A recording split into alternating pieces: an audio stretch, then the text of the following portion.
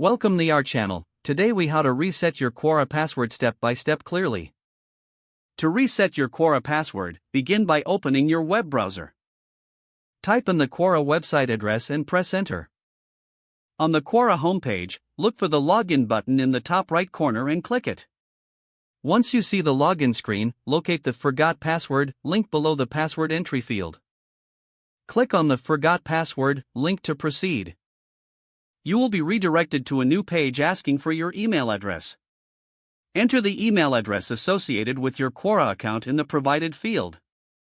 After entering your email, click the Submit button. Check your email inbox for a message from Quora. Open the email and look for the password reset link. Click the link to return to the Quora website. You will be prompted to enter a new password. Choose a strong password and enter it into the provided fields.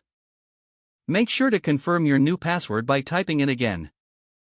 Once done, click the Reset Password button. You should see a confirmation message indicating your password has been successfully reset.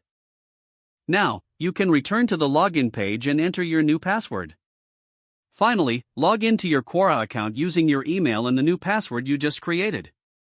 If the page does not load, refresh the browser or try again in a private or incognito window. Make sure you are using the correct email address, then retype it carefully to avoid small typos. If your password is not accepted, use the reset option and create a new strong password you can remember. Check your spam folder for verification or security emails, then complete any requested confirmation steps. Enable two-factor authentication if available to improve account security and reduce unauthorized access risk. After signing in, review your profile details so your contact information and settings are accurate and current. If you see an error message, note it down and try again after restarting your device and internet connection.